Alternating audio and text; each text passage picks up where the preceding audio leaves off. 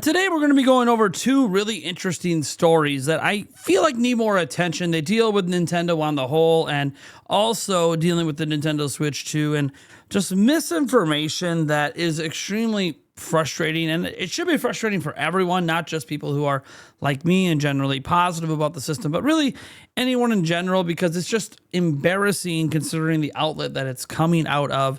And I get incredibly irritated and frustrated when stuff like this happens because these outlets have much greater reach than channels like me. So me going over this, unfortunately, won't stop misinformation from getting out there. People potentially buying things under false pretenses and then getting mad at Nintendo and others when those things end up not being true, when it really comes down to the article itself and them being factually inaccurate, especially when Nintendo has said out loud many times some of these things. Beyond all of that, also, there's always this what can I say? A lot of attention given to the negative side of the current state of AAA gaming, all the layoffs and everything. And I'm not saying that stuff shouldn't be covered, shouldn't be chastised, and we shouldn't hope for better. But what I will say is that also means the opposite.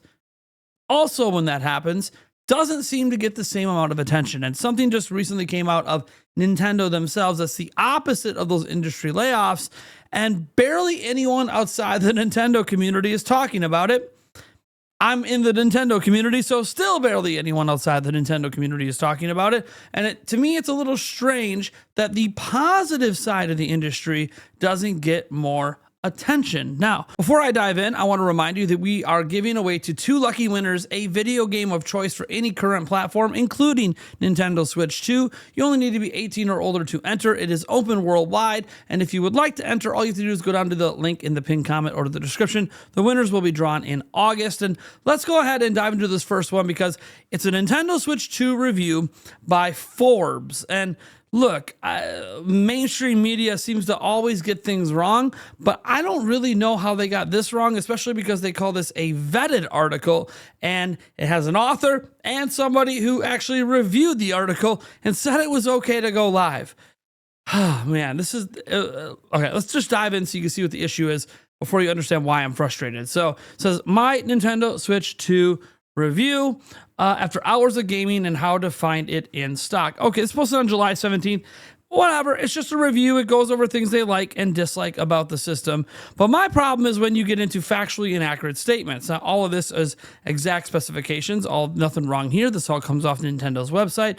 And they go into some of their opinions. They talk about the 4K, the 120 FPS, even though there's not a whole lot that supports the 120 right now.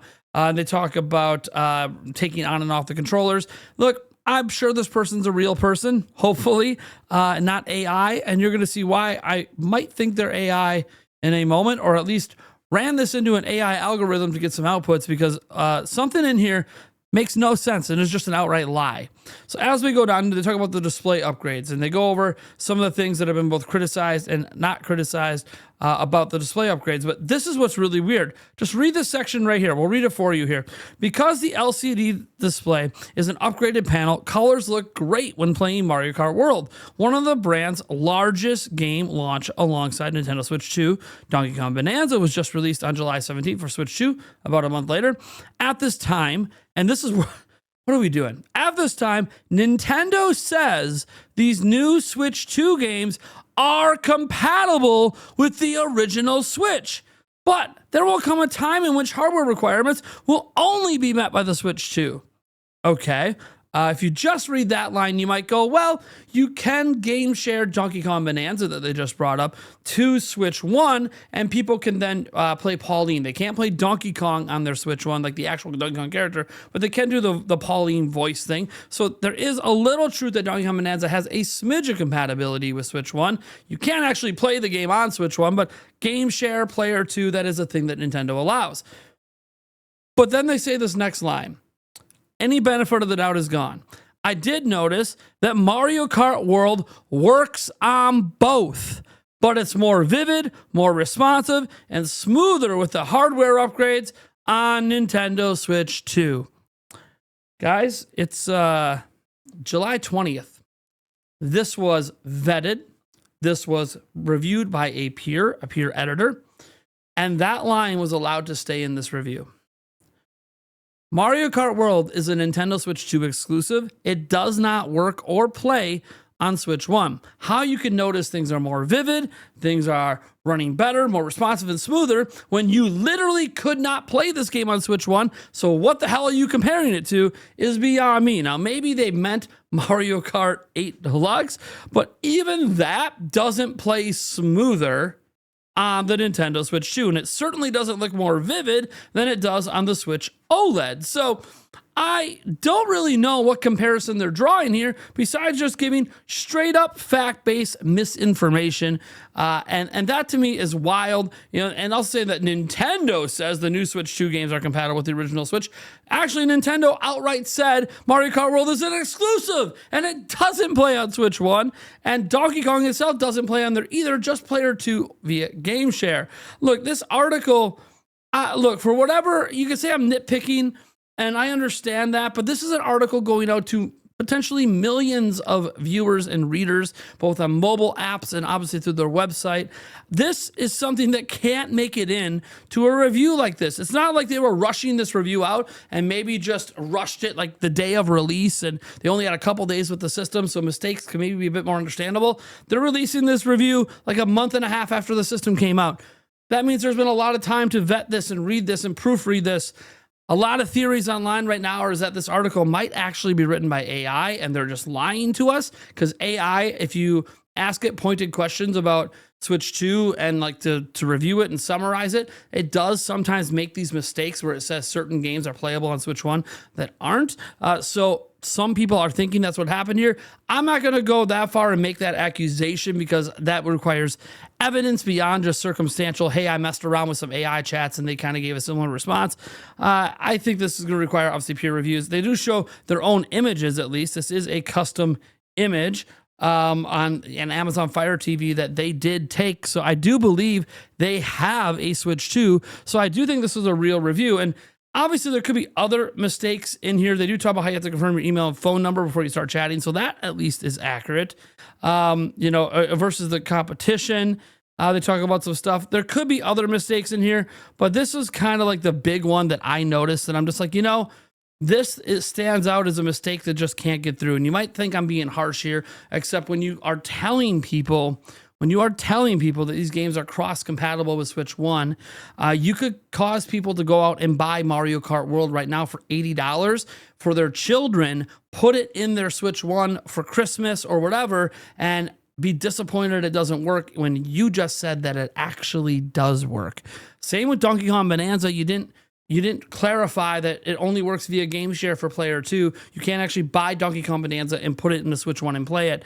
These clarifications really, really matter when you have such a wide viewer base like Forbes does, and so many parents and people who might be uneducated in the video game space on this. This little bit here could cause parents to go buy games for their kids with Switch 1s that don't work with their Switch 1, regardless of the labels Nintendo puts on it, because it's misinformation. And that is why I'm frustrated by this. But I just wanted to point this out. Hopefully, videos like this help them notice and make a correction. It's been 3 days. I don't think a correction's coming, but it is what it is. Next up, we got to get to our last topic, and this one deals with something that's a lot more positive and deserves more coverage. We all know the industry is facing layoffs. It's been this way for many years. We know that studios are closing and so many companies are moving to generative AI and all these other tactics that are causing a lot of at least conversation, if not controversy, on the internet amongst gamers who question artistic integrity, people stealing assets and relying on stolen assets to make these AI algorithms work, obviously job security, and just how the industry has been functioning in general, especially in the AAA space, for a long time with overinflated budgets and massive teams to make a game that doesn't feel or look that much better than a game made with a team half its size a decade ago. There's been all this stuff going on in the industry, and it's been very unfortunate. I know game developers who have lost jobs, and it really sucks. But on the flip side, not every company operates that way. Well, Sony and Microsoft, two of the platform holders, have laid off people over the last 5 years. One company hasn't ever had layoffs happen, and that's Nintendo. And today they released their employee data collection information that actually shows not just the split in male to female employees, but also their retention rate with fact-based numbers. Nintendo recently updated this, like I believe a couple weeks ago, and this details all of their employee information going from April 2024 to March of 2025. That's the reporting period. And you can see the full-time employees. You see they have 2,270 male full-time employees at their Japan places. Obviously, they have 692 women. In Nintendo of America, there's 880 males versus 566 women. You can see Nintendo of Europe has 655 versus 468. Australia has 50 versus 49. But one of the big things I want to point out here isn't the gender split between male and female. It's their number of temporary employees. Nintendo has a very, very small amount of temporary employees. I think that is completely notable. It's like less than 200 temporary employees. That is really important. Those are those temporary hires that a lot of AAA studios rely on. They hire them in the thousands and then lay them off. Nintendo has barely any relative to their actual total full-time employees. I think that is very important. Obviously, temporary employees could potentially become full-time employees as well. But as we go down here, it's the turnover rate. So they have people with disabilities. They obviously have new employees getting added in that time period. You see they have been actively hiring employees across the board. That's always really, really, really good to see. You can see just in that 2024 period to 2025, you can see just between the Japan and the United States, they've hired, 400 plus people. That's awesome. You throw in all the rest and you start to get closer to 500 total new employees over the last year. That's really cool. You see their average length of service. These are in years. So you can see in Japan, the average employee works there for 14.4 years. You can see in Nintendo of America, it's about a decade. For Europe, it's a little over 11 years.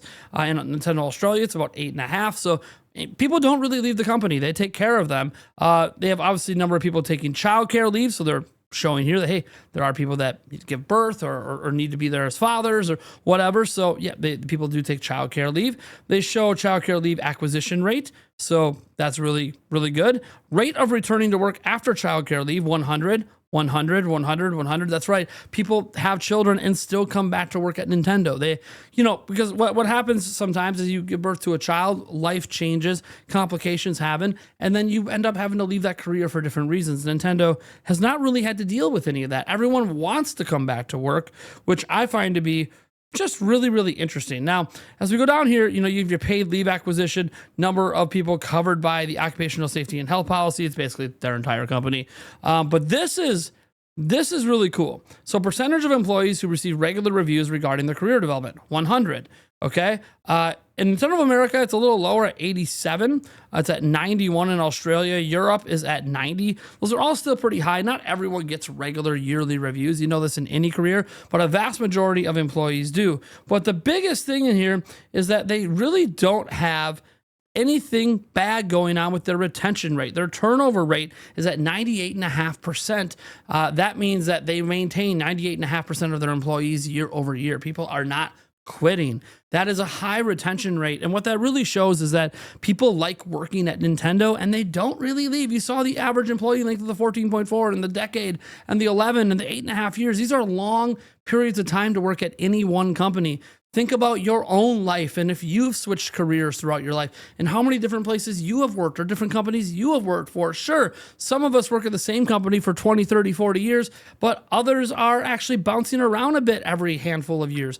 If you're a game developer, sometimes you're bouncing around every year. It gets that crazy. So I think this should be actually looked at wider and reported wider by larger media outlets that Nintendo is not only adding employees, they're not losing any. They're doing the opposite of what the rest of the industry is doing. Yeah, they're not hiring on thousands and thousands at any given time, but they are growing. They have like 2,000 or 3,000 more employees today than they did back in 2017 when Switch launched. They've been growing their company year over year and not laying people off. I think this is something that, regardless of all the negativity that surrounds Nintendo and the feedback and the criticism, this is something that should be praised. That they are taking care of their employees so well that they don't want to quit. And it's not just in Japan. That's what's crazy about these numbers.